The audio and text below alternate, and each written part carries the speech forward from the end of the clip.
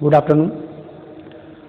Urmila Devi PG college से मैं Rajneesh Pandey BA first year के छात्र छात्राओं को इकोनॉमिक्स सब्जेक्ट के फर्स्ट पेपर जिसका नाम है माइक्रो इकोनॉमिक एनालिसिस, हिंदी में बोलते हैं व्यष्टि आर्थिक विश्लेषण का एक नया टॉपिक लेकर आपके सामने उपस्थित हूँ।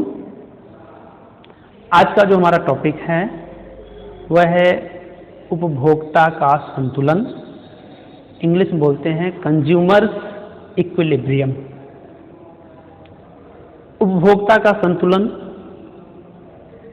एक बहुत ही महत्वपूर्ण टॉपिक है, लेकिन ये भी जो टॉपिक हम पढ़ रहे हैं ये इंडिफरेंस कर्व एनालिसिस के अंतर्गत ही आता है, अर्थात तटस्थता वक्र विश्लेषण के अंतर्गत ही आता है। पिछले 2 या 3 दिनों से 2-3 लेक्चर जो हमारे चल रहे हैं उनमें हम लोग तटस्थता वक्र विश्लेषण के बारे में ही पढ़ रहे हैं और उसी के अंतर्गत ही हम लोग आज पढ़ेंगे कंज्यूमर्स इक्विलिब्रियम के बारे में, उपभोक्ता के संतुलन के बारे में, जो कि बहुत ही महत्वपूर्ण टॉपिक है। उपभोक्ता का संतुलन या इसी को हम उपभोक्ता का साम्य भी बोलते हैं। उपभोक्ता के संतुलन को ही हम क्या बोलते हैं? उपभोक्ता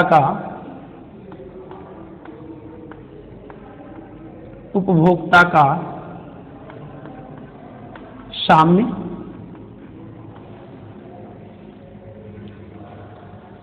चूंकि साम्य और संतुलन दोनों पर्यायवाची शब्द हैं, दोनों का एक ही मतलब होता है और दोनों की इंग्लिश इक्विलिब्रियम होता है, तो इस तरह से जो है आप इसको उपभोक्ता का संतुलन बोल सकते हैं या उपभोक्ता का साम्य भी बोल सकते हैं।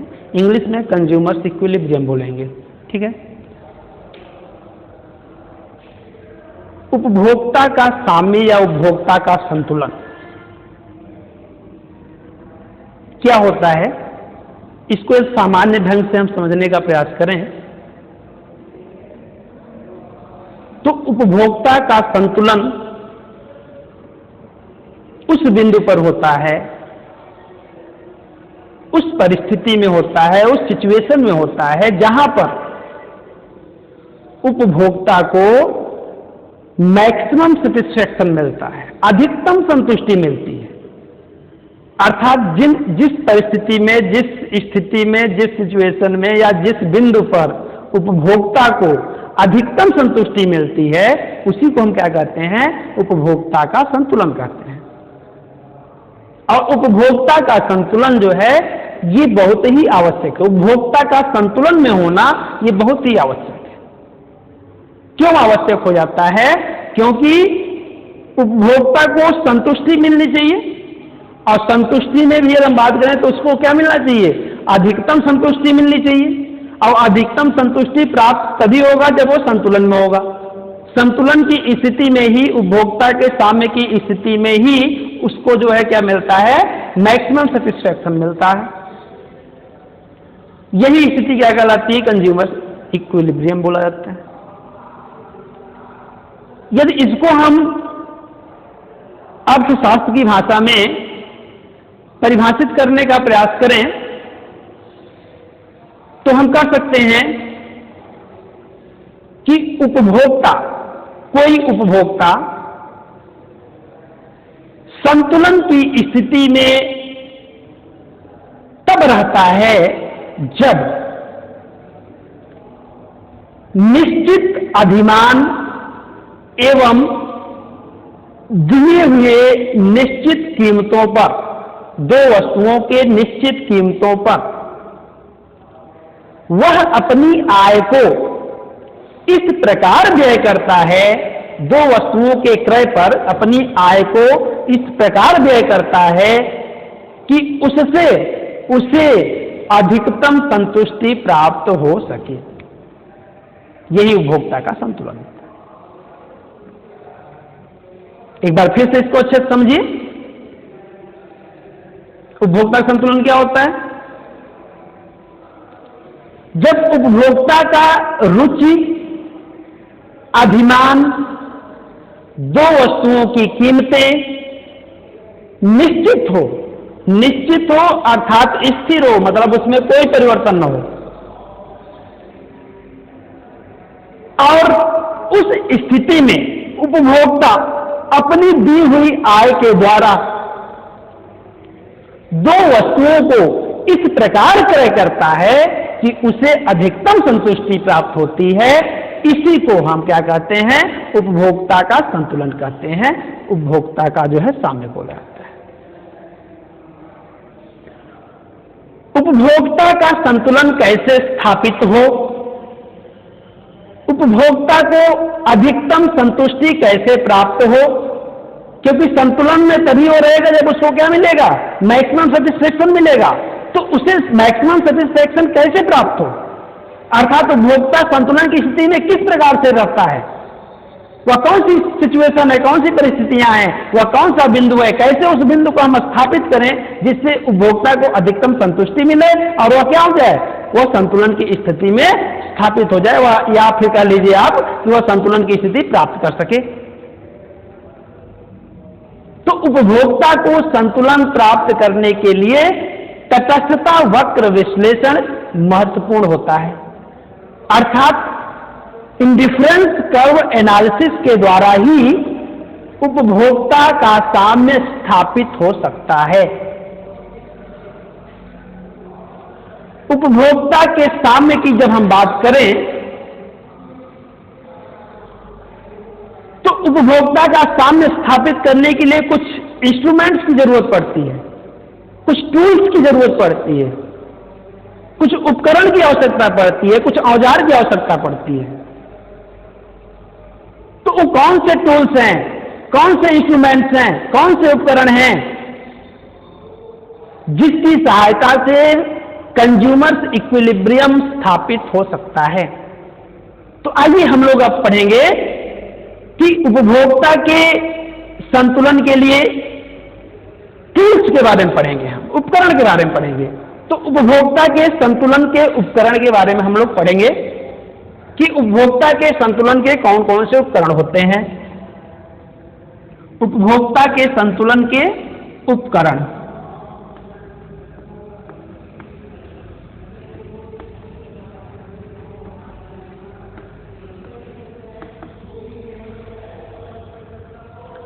उपभोक्ता के संतुलन के कौन कौन से उपकरण होते हैं, यदि इसकी हम बात करें तो उपभोक्ता को साम्य स्थापित करने के लिए दो उपकरणों की आवश्यकता होती है। कौन कौन से उपकरण की आवश्यकता होती है? पहला होता है तटस्थता मानचित्र। तटस्थता मानचित्र,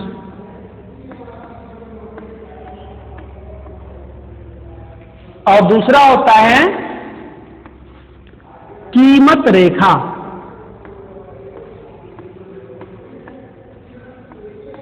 या इसी को बोलते हैं बजट रेखा।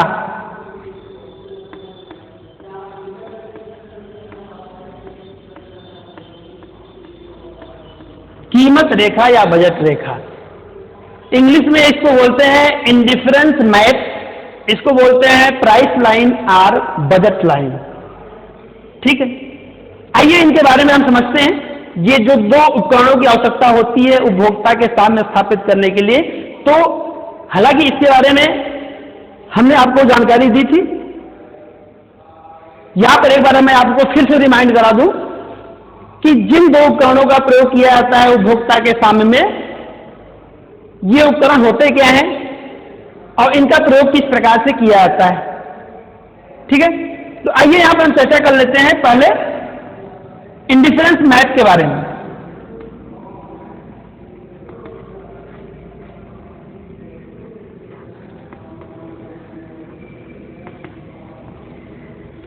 तटस्थता मानचित्र क्या होता है?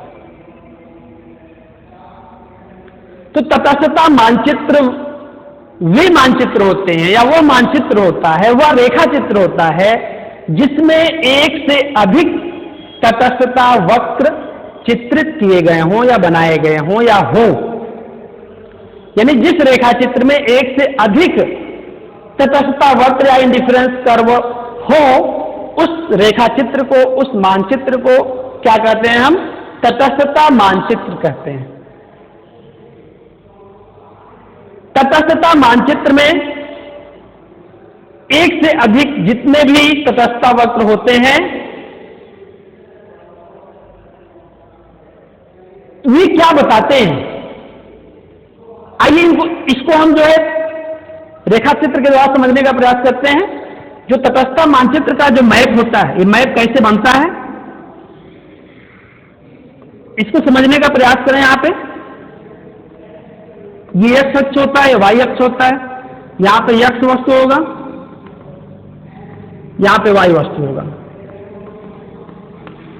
एक्स वस्तु वाई वस्तु अर्थात एक्स वस्तु की मात्रा, वाई वस्तु की मात्रा, क्वांटिटी की हम बात कर रहे हैं, या यूनिट्स की आप बात कर सकते हैं। वस्तु की इकाई, एक्स वस्तु की इकाई, इकाई या मात्रा, है ना, कुछ भी आप लिख सकते हैं, चलेगा। मैंने क्या बताया, इंडिफरेंस टर्म में क्या होता है, एक से अधिक तटस्थता वक्र होते हैं।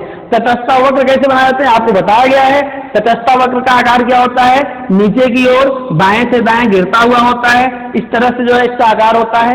एक से अधिक होंगे तो आप एक से अधिक ले सकते हैं। यहाँ पे एक से अधिक आप 2 ले सकते हैं, 3 ले सकते हैं, 4 ले सकते हैं, जितना मर्जी उतना ले सकते हैं, है ना। तो ये जो है एक से अधिक ये तटस्थता वक्र दिए हुए हैं, तो इसका मतलब है कि क्या है, ये जो है तटस्थता वक्र, ये तटस्थता मानचित्र है। क्या है, तटस्थता मानचित्र है। एक से अधिक है तो इसका 1 2 3 मान के आईसी क्या है, आईसी अर्थात इंडिफरेंस कर्व, तटस्थता वक्र, पहला तटस्थता वक्र, दूसरा, तीसरा, ठीक है। तटस्थता वक्र जो आपका मानचित्र होता है,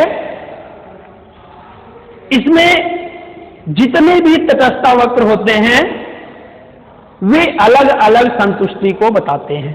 ये महत्वपूर्ण है। तटस्थता मानचित्र में जितने भी तटस्थता वक्र आपको दिखेंगे वे सारे के सारे अलग अलग संतुष्टि को व्यक्त करेंगे।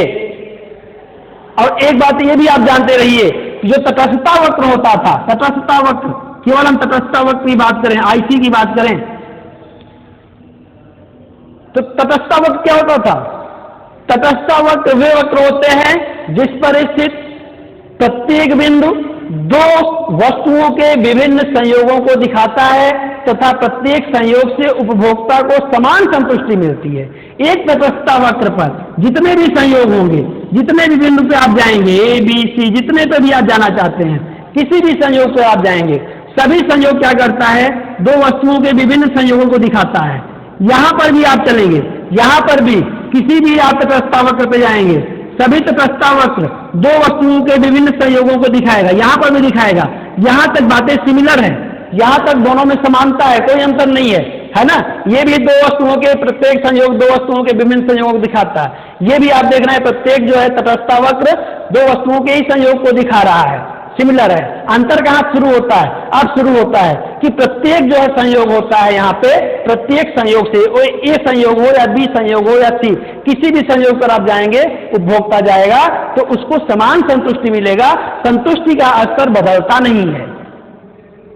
जबकि यहां पर आप देखेंगे कि कोई भी संयोग आप देख रहे हैं, अलग अलग तटस्थता वक्र पर चलेंगे तो उसका संतुष्टि स्तर भी क्या हो जाता है, अलग अलग होता है। ये महत्वपूर्ण बात है, ये ध्यान रखने योग्य बात है कि आपके दिमाग में चल रहा हो कि तटस्थता वक्र है तो क्या होगा, समान संतुष्टि ही मिलेगी। अब उस बात को दिमाग में आप रखेंगे तो यहां पर आप गलत कर जाएंगे। हाँ, ये सही है कि तटस्थता वक्र के प्रत्येक संयोग में समान संतुष्टि मिलती है, लेकिन तटस्थता वक्र ही बदल जाएगा तो ऐसी स्थिति में क्या होगा, संतुष्टि स्तर भी बदल जाएगा। इस संयोग पर आपको संतुष्टि स्तर जो मिलेगा वो बी संयोग से कम होगा, अर्थात बी संयोग पर जो संतुष्टि स्तर होगा वो ए संयोग से अधिक होगा। सी संयोग पर जो संतुष्टि स्तर होगा वो बी संयोग से अधिक होगा। क्यों होगा, क्योंकि बी संयोग पर आप देखेंगे तो यक्ष वस्तु की क्या कर रहा है, ए संयोग से अधिक मात्रा ले रहा है, और यहाँ पे वाई वस्तु का भी जो है ए संयोग से अधिक मात्रा प्राप्त हो रहा है। जब दोनों वस्तुओं का अधिक मात्रा प्राप्त हो रहा है तो निश्चित रूप से संतुष्टि स्तर क्या होगा, अधिक होगा।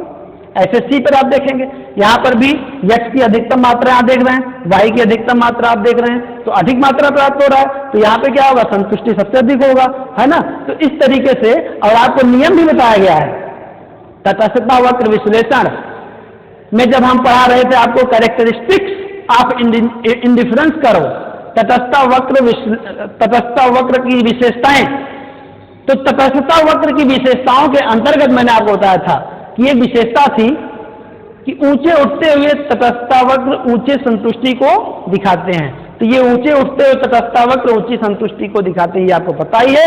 और तटस्थता मानचित्र में भी ये बताया गया था आपको कि जितने भी आपको कर्व मिलेंगे, ऊपर वाला कर्व क्या होगा, नीचे वाले से अधिक संतुष्टि को बताता है। ये बात आपको दिमाग में रखना चाहिए, ठीक है।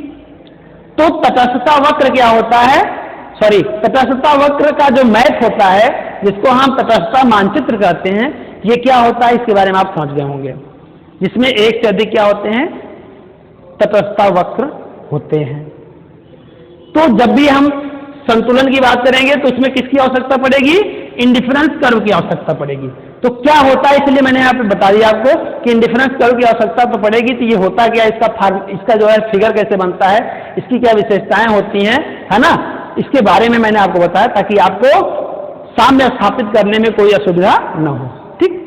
नेक्स्ट, दूसरा जो उपकरण है, दूसरा उपकरण है आपका कीमत रेखा या बजट रेखा।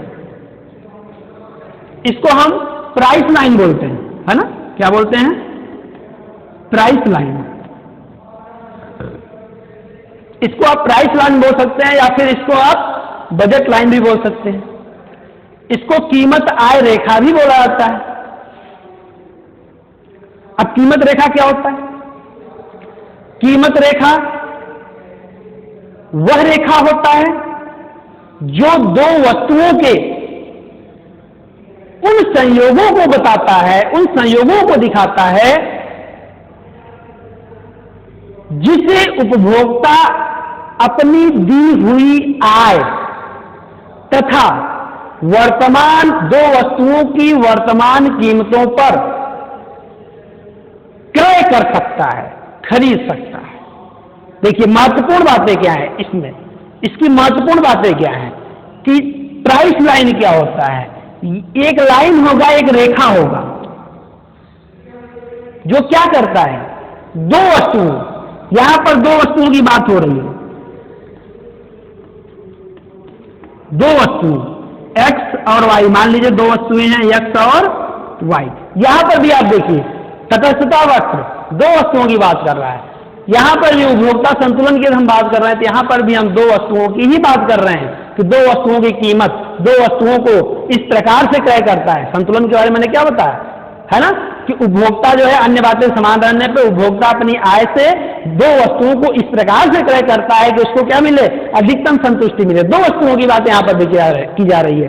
क्यों की जा रही है, क्योंकि पूरा तटस्थता वक्र विश्लेषण दो वस्तुओं पर ही आधारित है, उसकी मान्यता दो वस्तुओं पर ही आधारित है कि मार्केट में केवल दो ही वस्तुएं हैं, ठीक है, इसलिए हम दो वस्तुओं की बात कर रहे हैं। यहां पर भी वही बात हो रही है कि दो वस्तुओं के उन संयोगों को दिखाता है जिससे उपभोक्ता अपनी दी हुई आय, इसका मतलब क्या है कि उपभोक्ता का जो आय है वो स्थिर है, निश्चित है, इसमें कोई परिवर्तन नहीं हो रहा है, उपभोक्ता की आय में कोई परिवर्तन नहीं हो रहा है ना, अपनी निश्चित आय से, तथा जो कीमतें हैं, इनकी जो कीमतें हैं वस्तुओं की, x और y की जो कीमतें हैं, ये भी क्या है, ये भी निश्चित है या स्थिर है। उपभोक्ता की आय भी स्थिर है, निश्चित है, और उसकी जो कीमतें हैं वो भी निश्चित है या स्थिर है। ऐसी स्थिति में वो अपनी निश्चित आय से, सीमित आय से इन वस्तुओं को किस प्रकार से क्रय करता है,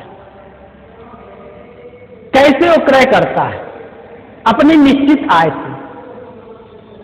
यहां पर हम बात करेंगे कि ये जो प्राइस लाइन होती है, पीएल जो होता है, ये एक सीमा रेखा होता है, एक बाउंड्री लाइन होती है जो कि उपभोक्ता के सामर्थ्य को दिखाता है कि उपभोक्ता जो है कितनी वस्तुओं के, दो वस्तुओं के किन संयोगों को या उनकी कितनी मात्रा को खरीद सकता है, उसकी कैपेसिटी को बताता है कि जो उसकी निश्चित आय है, उस निश्चित आय से और वस्तुओं की कीमतें दी होने पर वह उन वस्तुओं को खरीद सकता है जो इस प्राइस लाइन पर शो करता है।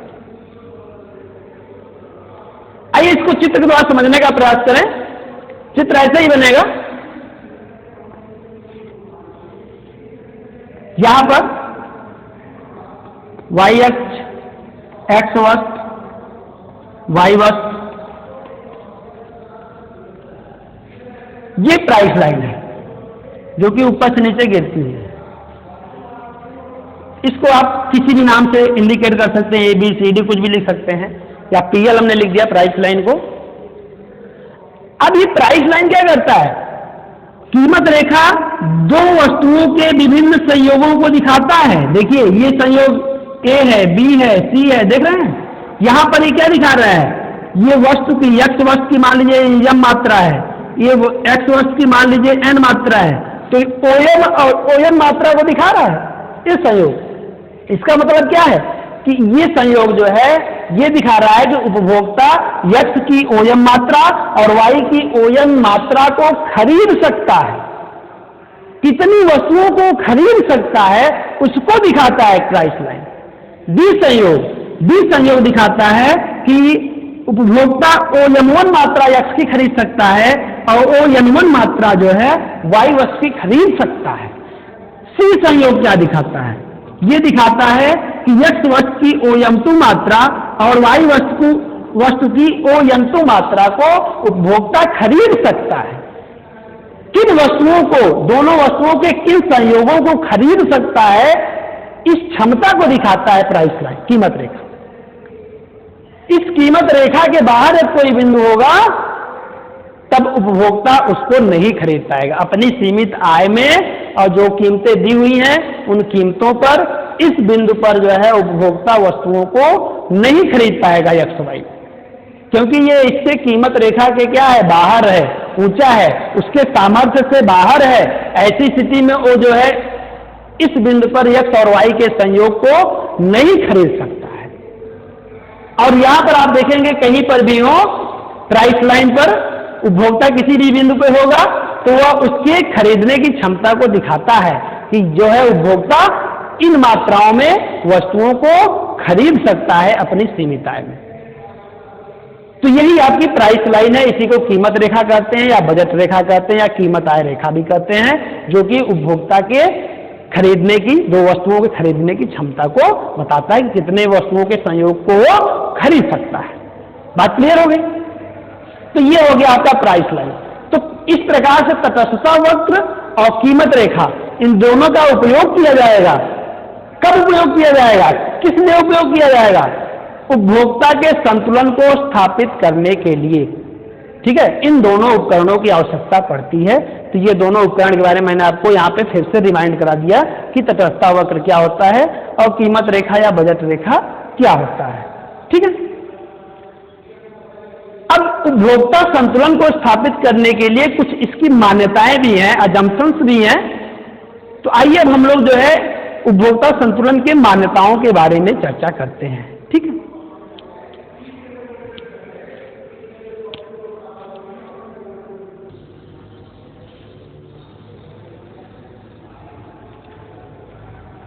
आइए अब हम लोग जो है उपभोक्ता के संतुलन की मान्यताओं के बारे में चर्चा करें। उपभोक्ता के संतुलन स्थापित करने के लिए उसकी कुछ मान्यताएं भी हैं और इन मान्यताओं के दिए होने पर ही उपभोक्ता का संतुलन स्थापित हो सकता है। तो कौन कौन सी मान्यताएं हैं उस पर चर्चा करते हैं हम लोग। तो कुछ यहाँ पे हम प्रमुख मान्यताओं की बात करते हैं। पहली यहाँ पे मान्यता है, देखिए, उपभोक्ता विवेकशील है और वह दो वस्तुओं को क्रय करके अधिकतम संतुष्टि प्राप्त करने का प्रयास करता है। पहली मान्यता, उपभोक्ता का विवेकशील होना। यहां पर उपभोक्ता विवेकशील होगा, अविवेकशील होगा, पागल होगा, तो ऐसी स्थिति में साम्य स्थापित नहीं हो पाएगा। उपभोक्ता का विवेकशील होना जरूरी है और उसका विवेक किस तरह से काम करे, इस तरह से काम करे कि उसका जो टारगेट हो, उसका जो लक्ष्य हो, वह दो वस्तुओं को क्रय करके इस प्रकार से क्रय करे जिससे उसको क्या मिले, अधिकतम संतुष्टि प्राप्त हो सके, इस टारगेट को लेकर चले। ठीक है, तो पहली मान्यता आप समझ गए होंगे, उपभोक्ता विवेकशील है और वह जो है दो वस्तुओं को प्राप्त करके अधिकतम संतुष्टि को प्राप्त करना चाहता है। दूसरी जो इसकी मान्यता है, यहां पर उपभोक्ता की आय स्थिर एवं निश्चित होए, किसके लिए कहा गया है? ये उपभोक्ता के लिए कहा गया है। आय निश्चित या स्थिर हो, किसकी बात की गई है? उपभोक्ता की गई है। अर्थात जो कंज्यूमर है उसकी इनकम भी क्या होनी चाहिए? वो फिक्स्ड होनी चाहिए, वो निश्चित होनी चाहिए। तो स्थिर हो, निश्चित हो, इसका तात्पर्य यह हुआ कि उपभोक्ता की आय में भी किसी भी प्रकार का परिवर्तन नहीं होना चाहिए, क्योंकि यदि उपभोक्ता की आय में परिवर्तन होता है तो ऐसी स्थिति में यहां पर हम उपभोक्ता के संतुलन को स्थापित नहीं कर पाएंगे। ठीक है, अगली मान्यता की तरफ चलते हैं। तीसरी मान्यता, रुचियों एवं आदतों में कोई परिवर्तन नहीं हो। यह भी किससे संबंधित है? यह भी कंज्यूमर से ही संबंधित है, उपभोक्ता से ही संबंधित है।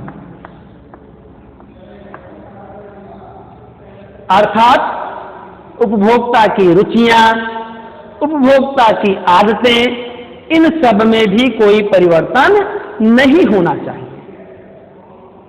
ये भी क्या होने चाहिए? स्थिर होने चाहिए, फिक्स होने चाहिए, निश्चित होने चाहिए। और इसमें भी यह परिवर्तन होता है तब पर भी साम्य स्थापित नहीं हो पाएगा। अगली जो विशेषता है, तटस्थता मानचित्र की पूर्ण जानकारी। अर्थात उपभोक्ता को अपने इंडिफरेंस मैप के बारे में पूरी जानकारी होनी चाहिए। अर्थात यहां पे उपभोक्ता को तटस्थता मानचित्र की पूरी जानकारी है कि वह जो है किस तटस्थता वक्र पर पहुंचता है ना, पहले पे, दूसरे पे, तीसरे पर किस तटस्थता वक्र पे वो पहुंचेगा, है ना, जहां पे उसको क्या मिले? अधिकतम संतुष्टि मिले। तटस्थता वक्र क्या होता है? तटस्थता मानचित्र क्या होता है ना, इसकी विशेषता मतलब ये है, इसके बारे में जानकारी मतलब ये है, उसको पता होगा कि यहाँ पे क्या होगा? तटस्थता मानचित्र में एक से अधिक, यानी उपभोक्ता के पास क्या होता है? उपभोक्ता केवल एक ही, उसके सामने जो है केवल एक ही तटस्थता वक्र नहीं होते, एक उपभोक्ता के सामने एक से अधिक जो है तटस्थता वक्र हो सकते हैं। तो जो एक से अधिक तटस्थता वक्र होते हैं, यही क्या होता है? इसी को हम तटस्थता मानचित्र कहते हैं। और इस बात की पूरी जानकारी उपभोक्ता को होनी चाहिए और ये भी पता होना चाहिए कि जो अलग अलग तटस्थता वक्र होते हैं ये अलग अलग संतुष्टि को बताते हैं। ऊंचे उठते हुए तटस्थता वक्र ऊंची संतुष्टि को बताते हैं। ये सारी बात की जानकारी जो है उपभोक्ता को होनी चाहिए, है ना। ये भी किसके लिए है? ये भी उपभोक्ता के लिए है ना। उपभोक्ता को जो है तटस्थता मानचित्र का जो है पूरी जानकारी होनी चाहिए। ठीक है। अगली जो मान्यता है वस्तु कीमत की जानकारी, अर्थात उपभोक्ता को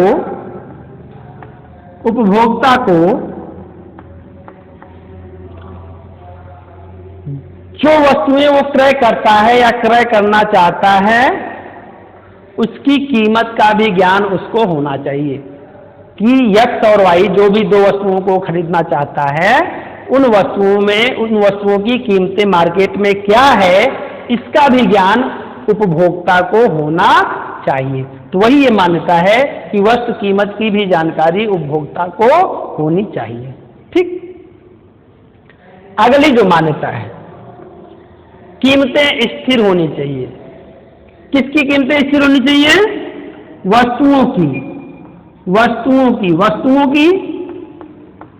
वस्तुएं कौन सी? मान लीजिए दो वस्तुएं, यहाँ पे वस्तुएं मतलब दो वस्तुओं की बात करेंगे। मान लीजिए X वस्तु है और Y वस्तु है ना। इन वस्तुओं की जो है जो कीमतें हैं ये क्या होनी चाहिए? स्थिर होनी चाहिए, अर्थात कीमतों में भी परिवर्तन नहीं होना चाहिए। ठीक है। इसके अलावा अगली जो मान्यता है वस्तुएं समरूप होनी चाहिए तथा विभाज्य होनी चाहिए। समरूप होनी चाहिए, विभाज्य होनी चाहिए। इसका तात्पर्य क्या हुआ? इसका तात्पर्य हुआ कि यहां पे समरूप, समरूप का मतलब होता है कि ऐसी वस्तुएं जो क्वालिटी एंड क्वांटिटी, गुण और मात्रा में एक जैसी होनी चाहिए, कोई अंतर नहीं होना चाहिए। यदि एक से अधिक वस्तु है, यानी यहां पे हम दो वस्तु की बात कर रहे हैं, दो वस्तुएं हैं, दो वस्तुएं जो हैं आपके, ये क्या होनी चाहिए? इनमें कोई भी अंतर नहीं होना चाहिए। न तो क्वालिटी में अंतर होना चाहिए, गुण में अंतर होना चाहिए, और न ही उसके क्वांटिटी या मात्रा में अंतर होना चाहिए, है ना। यानी मात्रा का मतलब क्या है कि वस्तु छोटा या बड़ा नहीं होना चाहिए, है ना। किसी का आकार बड़ा, कोई छोटा, है ना, ऐसा नहीं होना चाहिए। किसी का रंग कुछ हो, किसी का रंग कुछ हो, है ना। रंग रूप सब कुछ क्या होने चाहिए? एक जैसे होने चाहिए। उसी को हम कहते हैं समरूप। वस्तुएं क्या है? समरूप, आकार में, गुण में, है ना। ये सब क्या होना चाहिए? रंग में, सब में, हालांकि रंग रंग सब क्या आता है? गुण में ही आ जाता है। तो इन सब में क्या होना चाहिए? कोई भी अंतर नहीं होना चाहिए। इसमें क्या होना चाहिए? समरूपता होनी चाहिए, है ना। और वस्तुएं क्या हो? विभाज्य हो। वस्तुएं क्या हो? विभाज्य हो। विभाज्य का मतलब क्या है कि वस्तुओं को हम छोटे छोटे इकाइयों में क्या कर सकते हैं? व्यक्त कर सकते हैं, उसका उपभोग कर सकते हैं, है ना। उसको खरीद सकते हैं, छोटे छोटे इकाइयों में हम उसको खरीद सकते हैं, है ना। जैसे आपका हमने दो वस्तुएं ले ली, है ना। जैसे हमने सेब ले लिया, संतरा ले लिया, है ना। तो सेब ले लिया, संतरा ले लिया, तो सेब संतरा कोई ऐसा वस्तु नहीं है कि उसका उपभोग हम एक साथ करेंगे। जैसे हमने बाइक ले लिया, अब बाइक ले लिया तो बाइक क्या हो गया? बाइक तो अविभाज्य है। अब बाइक का हम टुकड़ों में जो है तो उसका हम उपभोग कर नहीं सकते, खरीद भी नहीं सकते टुकड़ों में। जब भी खरीदेंगे तो पूरी बाइक खरीदेंगे, उसका उपभोग भी हम एक साथ करते हैं, है ना। लेकिन जैसे हमने सेब खरीदा, संतरा खरीदा, तो वस्तु तो दो है, सेब है, संतरा है, लेकिन इसको हम इकाइयों में इसको हम विभाजित कर सकते हैं, है ना। एक सेब, दो सेब, तीन सेब, या सेब में भी हम क्या कर सकते हैं? टुकड़े कर सकते हैं। हालांकि हम यहाँ पे जो विभाजित का मतलब यही है कि हम उसको अलग अलग के रूप में जो है काउंट कर सकते हैं। एक सेब, दो सेब, तीन सेब, चार सेब के रूप में, है ना, उसको हम काउंट कर सकते हैं। तो इस तरीके से ये वस्तुएं क्या होती हैं? ये विभाजित हो सकती हैं, है ना। ये छोटे छोटे टुकड़ों में हम इकाइयों में उसको विभाजित करके उसको हम क्रय कर सकते हैं या उसका हम उपभोग कर सकते हैं। तो इस तरीके से वस्तुओं का समरूप होना तथा विभाजित होना, ये जो है इसकी सातवीं मान्यता है। क्लियर? लास्ट जो है हम बात करेंगे, अंतिम मान्यता जो है कि बाजार में पूर्ण प्रतियोगिता विद्यमान है। बाजार में क्या है? पूर्ण प्रतियोगिता। यहां पर देखिए नया शब्द है पूर्ण प्रतियोगिता, इसको हम फुल कंपटीशन बोलते हैं।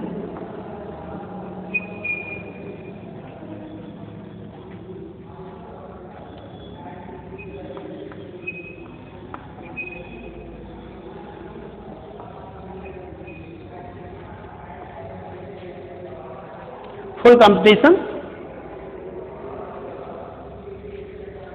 पूर्ण प्रतियोगिता क्या होता है? देखिए, पूर्ण प्रतियोगिता बाजार की एक स्थिति होती है।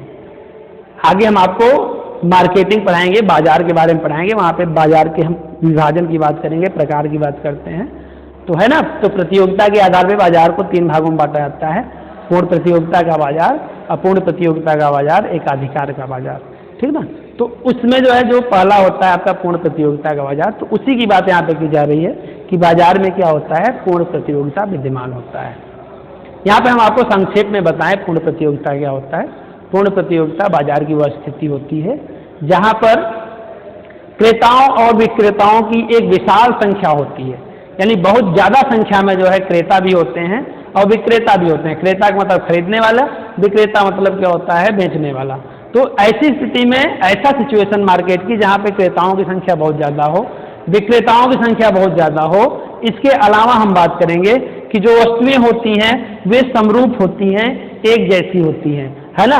वस्तुओं में कोई भी अंतर नहीं होता, एक जैसी वस्तुएं ही मार्केट में विद्यमान रहती हैं। इसके अलावा जो है मार्केट की पूरी जानकारी, मार्केट की पूरी जानकारी जो है क्या होता है? मार्केट का पूरा ज्ञान जो है उपभोक्ता को होता है, दोनों को होता है, क्रेता विक्रेता। विक्रेता को तो होता ही है भाई, लेकिन क्रेता को भी, अर्थात क्रेता विक्रेता दोनों को जो है बाजार का पूरा ज्ञान होता है। कुछ भी छिपा नहीं होता, वस्तुएं एक जैसी होती हैं, कोई भी वस्तुएं स्थानापन्न वस्तुएं नहीं होती हैं, है ना। यहाँ पर जो है समरूप वस्तुएं होती हैं,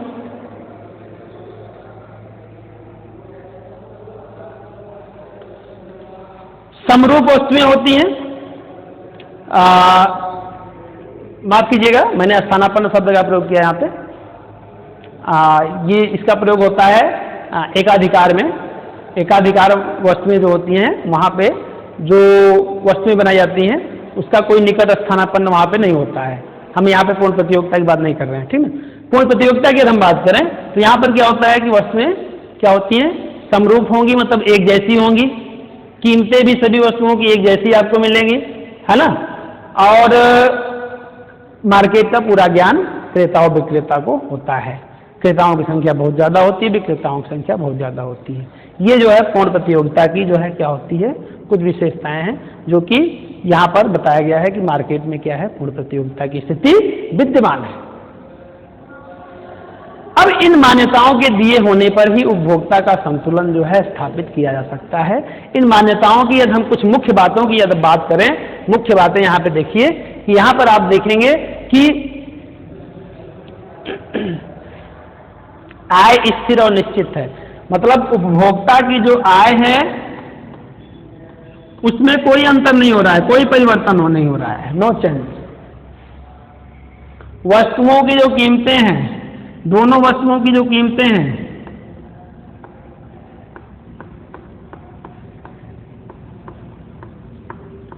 इसमें भी कोई परिवर्तन नहीं हो रहा है।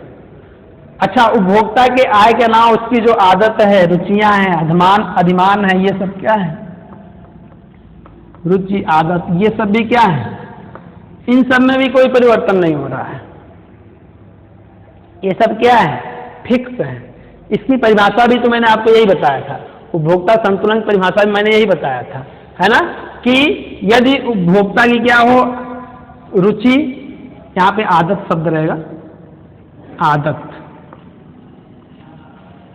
रुचि, आदत, अधिमान, इसके अलावा दो वस्तुओं की कीमतें निश्चित होने पर, स्थिर होने पर उपभोक्ता अपनी दी हुई आय के द्वारा, यानी आय भी क्या है, ये भी फिक्स है, सब फिक्स है ना, आय में भी कोई अंतर नहीं हो रहा है, आय भी उसका क्या है, निश्चित है। तो निश्चित आय के द्वारा वह दो वस्तुओं को इस प्रकार से क्रय करता है ताकि उसको क्या मिले, अधिकतम संतुष्टि मिले, है ना।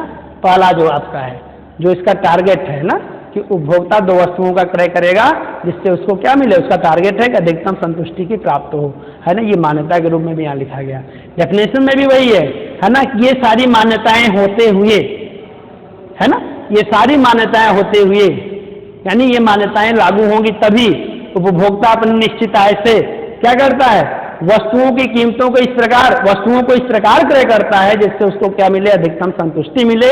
इसी सिचुएशन को, इसी स्थिति को क्या कहते हैं, हम उपभोक्ता का संतुलन कहते हैं, ठीक है। अब उपभोक्ता के संतुलन की मान्यताओं के बाद हम बात करेंगे उपभोक्ता के संतुलन को स्थापित करने की शर्तें। कुछ कंडीशंस हैं, कुछ शर्तें हैं, उनको भी जानना जरूरी है, क्योंकि बिना उन शर्तों के, उन कंडीशंस के भी आपका ये उपभोक्ता का साम्य स्थापित नहीं हो सकता। तो ये कौन सी शर्तें हैं, क्या कंडीशंस हैं, है ना, जो उपभोक्ता के साम्य को स्थापित करता है। आइए हम उस पर भी चर्चा करते हैं, ठीक।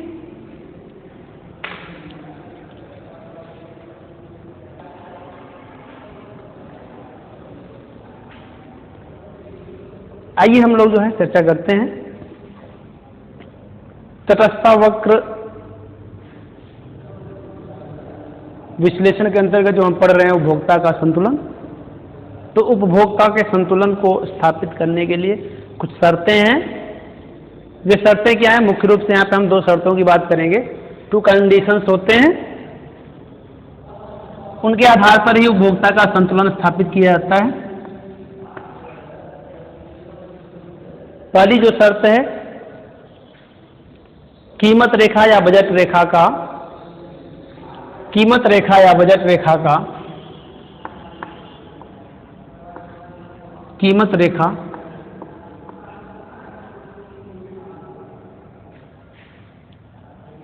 या बजट रेखा तटस्थता वक्र की स्पर्श रेखा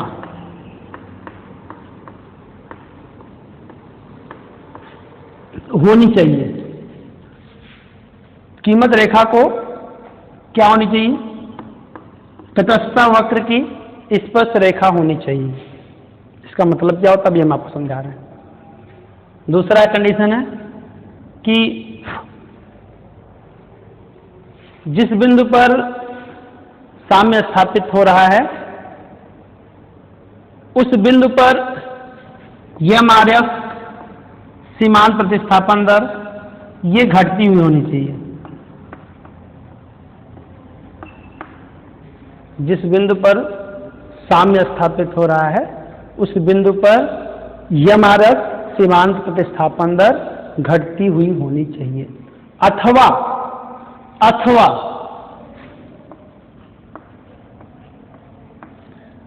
तटस्थता वक्र, जिसको हम आईसी बोलते हैं, तटस्थता वक्र मूल बिंदु की ओर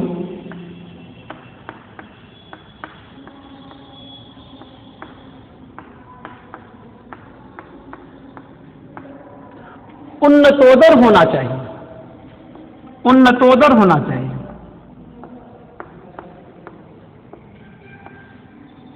उन्नतोदर होना चाहिए, कन्वेक्स होना चाहिए।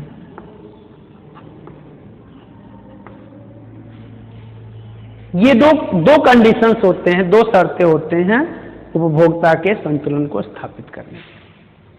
पहली शर्त क्या है? पहली शर्त मैंने आपको बताया कि कीमत रेखा को तटस्थता वक्र की स्पर्श रेखा होनी चाहिए।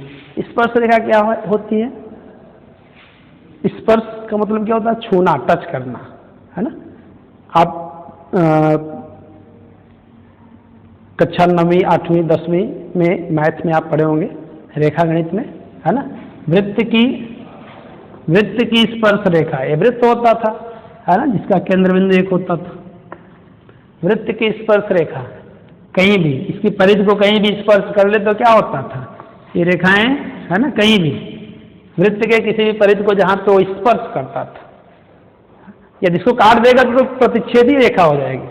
इसको काट दिया तो प्रतिच्छेदी रेखा हो जाएगा। और प्रतिच्छेद दो बिंदुओं पे करता है ना, स्पर्श एक बिंदु पे करता है। तो स्पर्श करना है, जिस बिंदु पे स्पर्श करता है परिधि को, है ना, तो चूंकि ये रेखा इसको स्पर्श कर रहा है इसलिए क्या हो जाएगा? स्पर्श रेखा कहलाएगा।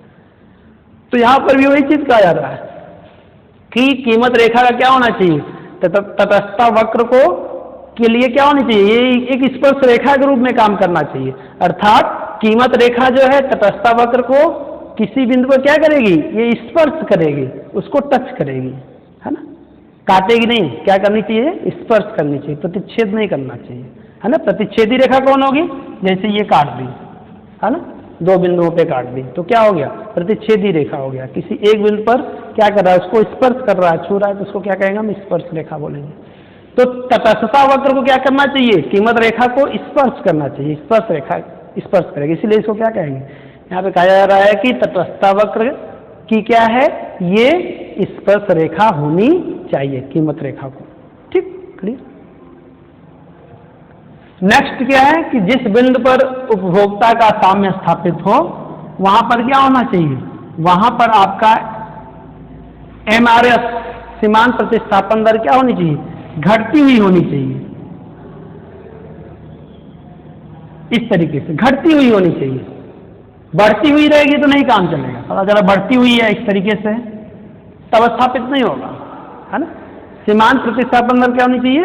घटती हुई होनी चाहिए। जिस बिंदु पर जो है साम्य स्थापित हो रहा है, ये एमआरएस क्या होना चाहिए? घटती।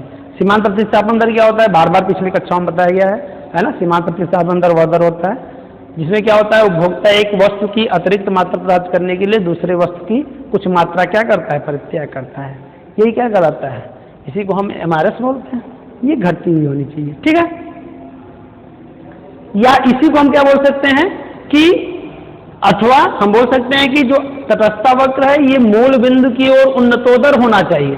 कल मैं विशेषताएं आपको बता रहा था तटस्थ वक्रों की विशेषताएं कल मैं आपको बता रहा था, उसमें एक विशेषता मैंने यही बताया था कि तटस्थ वक्र मूल बिंदु की ओर क्या होते हैं, उन्नतोदर होते हैं। उन्नतोदर का मतलब मैंने आपको बताया था, उन्नतोदर मतलब उन्नत उदर, यानी उभरा हुआ पेट, उदर मतलब पेट, पेट क्या उभरा हुआ हो, किसकी ओर, मूल बिंदु। मूल बिंदु क्या पे है, यहाँ पे है, यहाँ से आप देखेंगे तो इसका पेट क्या है, इस तरफ निकला हुआ है, इसकी तरफ क्या है, निकला हुआ है, इसीलिए इसको क्या कहते हैं, उन्नतोदर। तो ये क्या होना चाहिए, तटस्थ वक्र क्या होना चाहिए, उन्नतोदर होना चाहिए। ठीक है, तो ये कंडीशन होना चाहिए, या इसी को आप कह सकते हैं कि आपका जो सीमांत प्रतिस्थापन दर है वो क्या होनी चाहिए, घटती हुई होनी चाहिए। चाहे आप ये कहिए चाहे ये कहिए, दोनों एक ही चीज है। तो ये शर्त आपकी दूसरी शर्त है। इन दोनों शर्तों के आधार पर ही उपभोक्ता के संतुलन को स्थापित किया जा सकता है। बात क्लियर हो गई? आइए अब हम प्रयास करते हैं उपभोक्ता के संतुलन को स्थापित करने के लिए। तो यहां पर आप देखिए, उपभोक्ता के संतुलन को स्थापित करने के लिए हम संतुलन विश्लेषण करते हैं एक रेखाचित्र के द्वारा। रेखाचित्र के द्वारा इसको समझने का हम प्रयास करते हैं। तो आइए एक रेखाचित्र हम बनाते हैं यहां पे।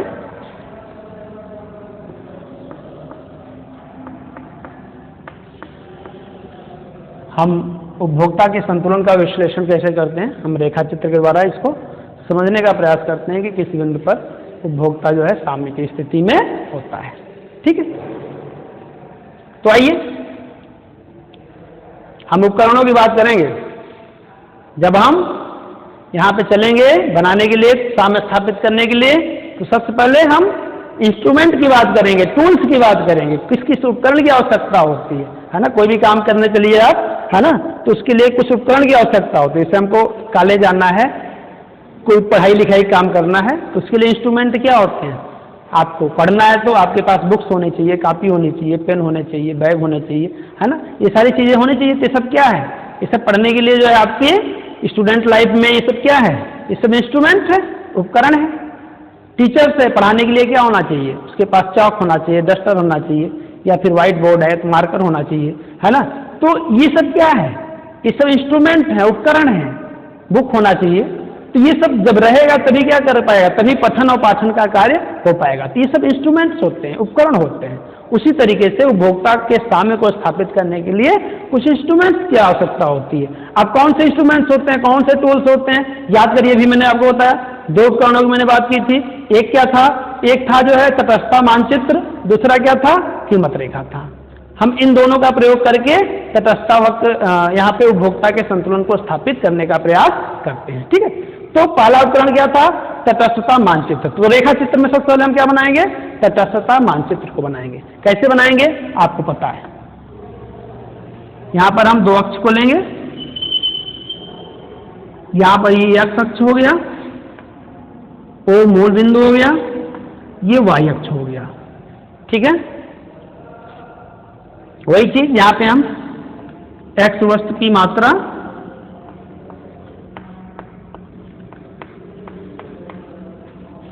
यहां पे हम क्या लेंगे, वाई वस्तु की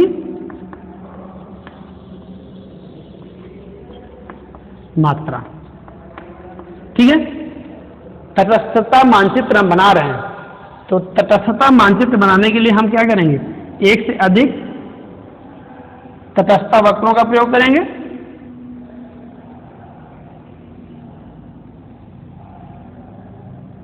मान लीजिए ये IC1 है,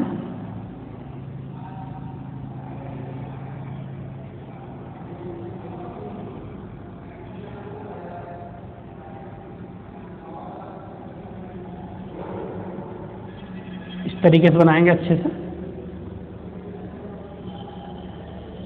ठीक है, इसको हम थोड़ा और बड़ा करके बना सकते हैं, इसको हम और अच्छे से बड़ा करके बना सकते हैं।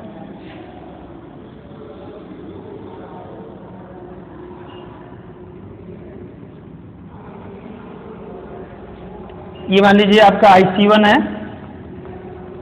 ये आपका IC2 है, ये आपका IC3 है। IC1, IC2, IC3, यानी उपभोक्ता के समक्ष तटस्थता मानचित्र विद्यमान है। और इसका ज्ञान उपभोक्ता को भलीभांति है। ठीक है, मान्यताओं को भी ध्यान में रखते रहिए, है ना।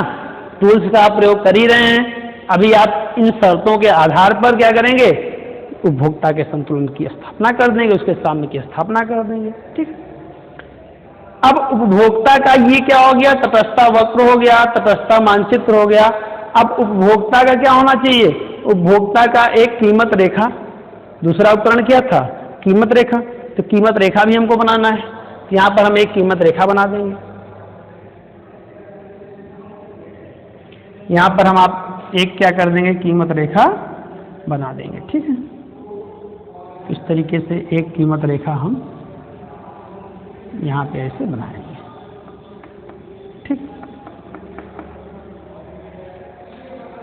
ये मान लीजिए इसका नामकरण हमने कर दिया, ये है आपका P, ये है आपका L।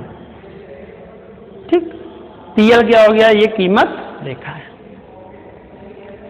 यहां पर आप देख रहे हैं ये कीमत रेखा IC2 को क्या कर रहा है, किसी बिंदु पर स्पर्श कर रहा है। इस बिंदु का आप नामकरण कर दीजिए, कुछ भी कर सकते हैं, मान लीजिए आपने K कर दिया।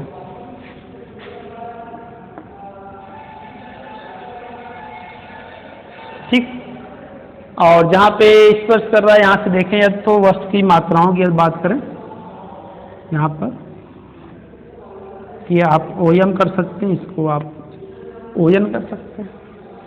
ठीक है,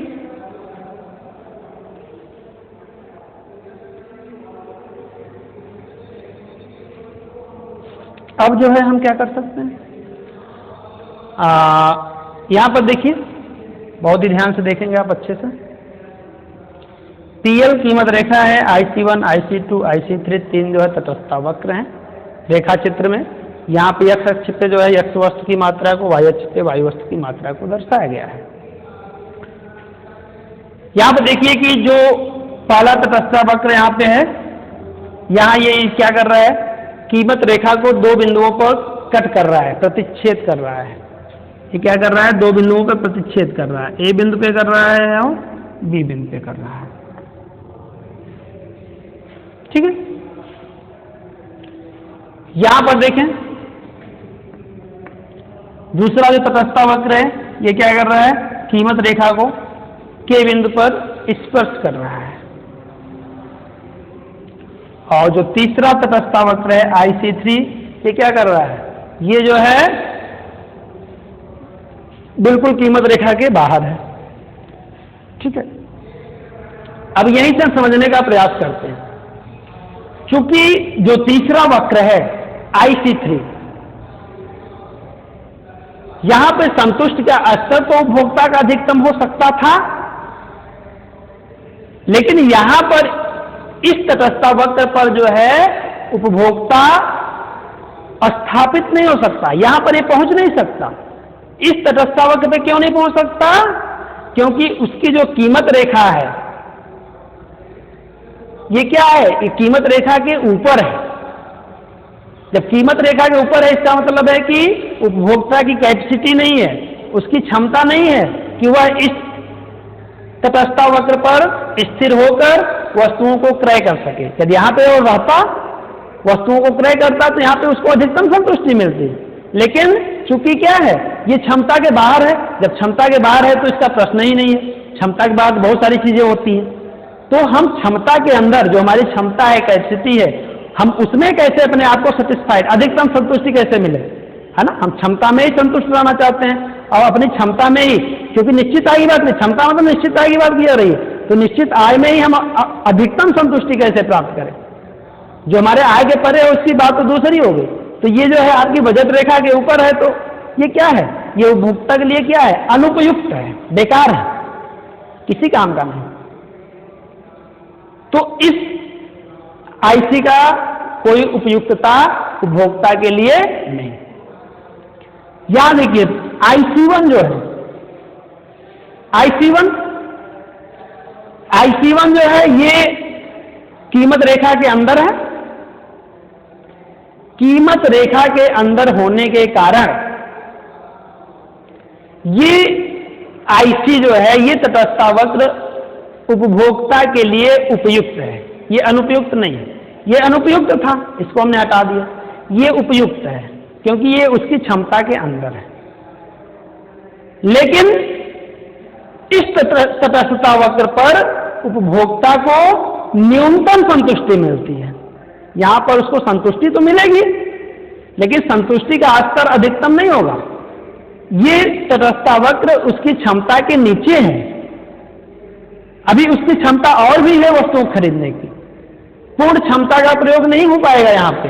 तो इसलिए यहां पे जो संतुष्टि मिलेगी IC1 पर, पहले तटस्थता वक्र पर, ये संतुष्टि का स्तर क्या होगा? ये न्यूनतम होगा, कम से कम होगा। उपयुक्त तो होगा, उपभोक्ता के लिए उपयुक्त है, क्योंकि उसके बजट के अंतर्गत आ रहा है, उसके बजट रेखा के अंतर्गत आ रहा है। लेकिन यहां पर जो उसको संतुष्टि मिलेगी उसका स्तर क्या होगा? न्यूनतम होगा, कम से कम होगा। दूसरा जो IC है, दूसरा तटस्थता जो वक्र है, चूंकि ये क्या कर रहा है, ये दूसरा तटस्थता वक्र, ये जो है यहां पे K बिंदु क्या है? स्पर्श रेखा है, यहां पे स्पर्श कर रहा है। अर्थात इस तटस्थता वक्र पर जो K बिंदु होगा वो क्या होगा? वो उपभोक्ता के लिए अधिकतम संतुष्टि प्रदान करता है। और K बिंदु ही क्या है? ये उपभोक्ता के कीमत रेखा पर भी स्थित है। तटस्थता वक्र पर भी ये बिंदु है और ये कीमत रेखा पर भी स्थित है। क्यों? क्योंकि ये PL जो है कीमत रेखा क्या है, यहां IC का क्या है? ये स्पर्श रेखा है। K बिंदु IC पर ही, अन्य बिंदु नहीं। हम ये कहें कि IC का जो है सभी बिंदु, क्योंकि तटस्थता वक्र कोई भी हो और उस तटस्थता वक्र के सभी बिंदुओं पर उपभोक्ता क्या मिलता है? अधिकतम समान संतुष्टि मिलती है। तो एक तटस्थता वक्र का कोई भी संयोग हो, सबको समान संतुष्टि मिलती है। तो लेकिन अब यहां पर भी इसका मतलब है जो संतुष्टि यहां मिल रही है वही संतुष्टि यहां पर भी मिलनी चाहिए, वही संतुष्टि यहां पर भी मिलनी चाहिए, मिलेगी। लेकिन चूंकि इधर क्या है, इधर जो है उपभोक्ता के कीमत रेखा के परे हो जा रहा है, ये उपभोक्ता के कीमत रेखा के बाहर हो जा रहा है, इसलिए समान संतुष्टि तो मिलता, लेकिन एक कीमत रेखा के जो है उसके उपभोक्ता की कीमत रेखा उसके बजट रेखा के क्या है? परे है, बाहर है। इसलिए इधर संतुलन का स्थापना नहीं हो सकता, इधर अधिकतम संतुष्टि नहीं मिल सकती। अधिकतम संतुष्टि का कॉम्बिनेशन क्या है? कॉम्बिनेशन यही है कि तटस्थता वक्र भी क्या हो? उच्चतर हो, अधिक ऊंचा हो, क्योंकि अधिक ऊंचा जो तटस्थता वक्र होगा अधिक संतुष्टि को दिखाएगा। तो इस तटस्थता वक्र से ये क्या है? ऊंचा है, इसलिए इससे इस पे अधिक संतुष्टि मिलेगी। और ऊंचा तो होना चाहिए, ऊंचा के साथ साथ उपभोक्ता की बजट रेखा के अंतर्गत भी आना चाहिए। तो ये K बिंदु है, ये क्या है? ये उच्चतर जो है आपका IC2 पर स्थापित भी है और कीमत रेखा पर भी है। इसलिए K बिंदु ही ऐसा बिंदु होगा जहां पे उपभोक्ता को अधिकतम संतुष्टि मिलेगी। इसलिए K बिंदु ही क्या होगा? यही उपभोक्ता का संतुलन होगा, यही कंज्यूमर्स इक्विलिब्रियम होगा।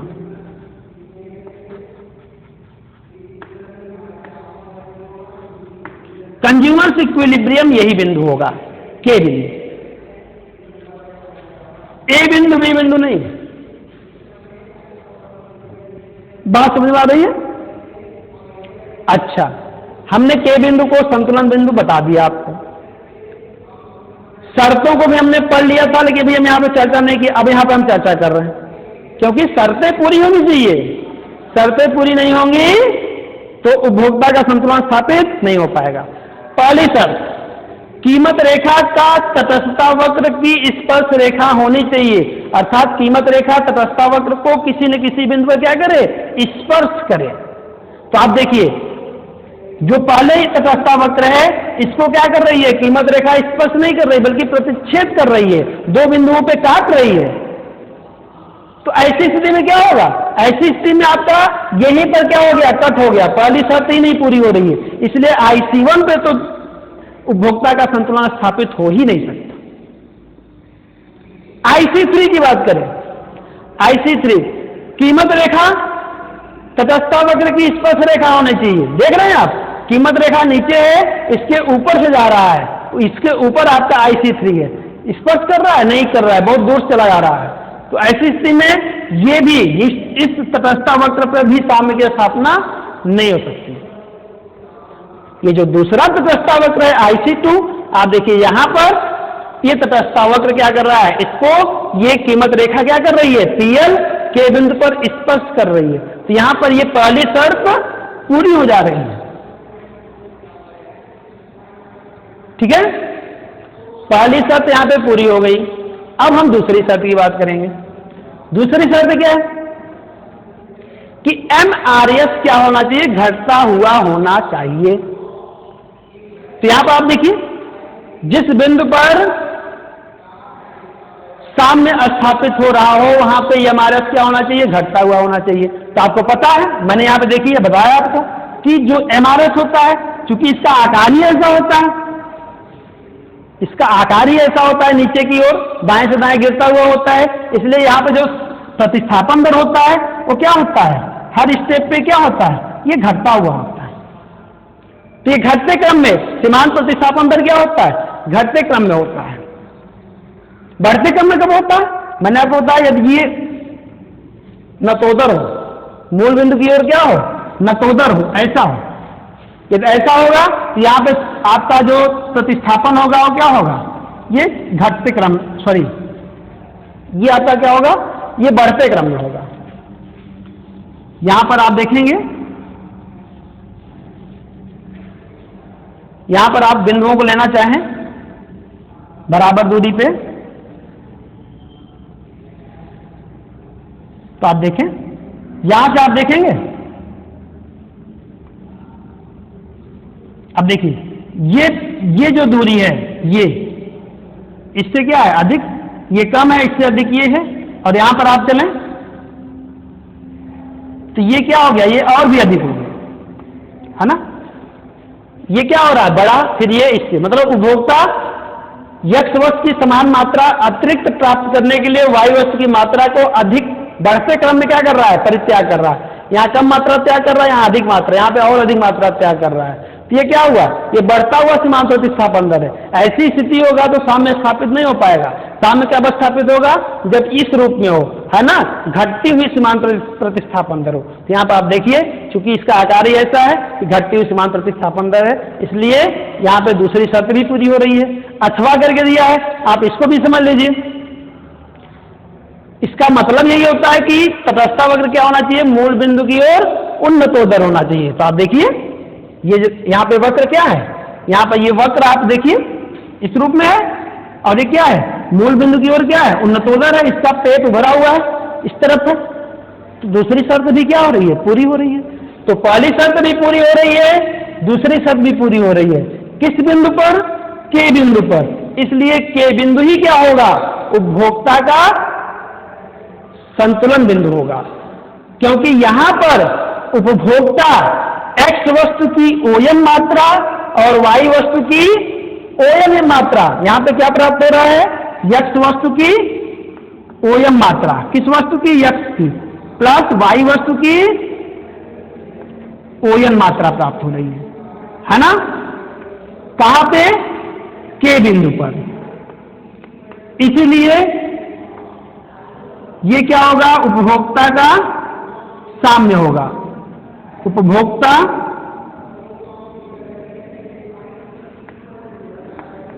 का साम्य होगा ये, या उपभोक्ता का संतुलन बिंदु होगा। क्योंकि ये जो मात्रा है, इस मात्रा से उपभोक्ता को अधिकतम संतुष्टि प्राप्त होती है, और जिस बिंदु पर उपभोक्ता को अधिकतम संतुष्टि प्राप्त हो वही बिंदु क्या कहलाता है, उपभोक्ता का संतुलन या उपभोक्ता का साम्य कहलाता है। तो इसलिए यहां पर इस चित्र में के बिंदु क्या है, उपभोक्ता का संतुलन या उपभोक्ता का साम्य बिंदु है। ठीक है, क्लियर हो गया। तो इस प्रकार से आज हम लोगों ने जो है यहां पर अध्ययन किया उपभोक्ता के संतुलन के बारे में, जिसमें मैंने आपको बताया कि उपभोक्ता का संतुलन क्या होता है और इसको कैसे स्थापित किया जाता है, किन किन उपकरणों की आवश्यकता पड़ती है इसकी कुछ मान्यताएं भी हैं, उसके बारे में भी आपको मैंने बताया, और इसके अलावा मैंने आपको बताया कि इस संतुलन को स्थापित करने के लिए किन शर्तों की आवश्यकता होती है, किन शर्तों के बारे में बताया। इस प्रकार से मैंने आपको इस लेक्चर में कंज्यूमर्स इक्विलिब्रियम का कॉन्सेप्ट क्लियर कर दिया। तो आज के लेक्चर में बस इतना ही। That's all.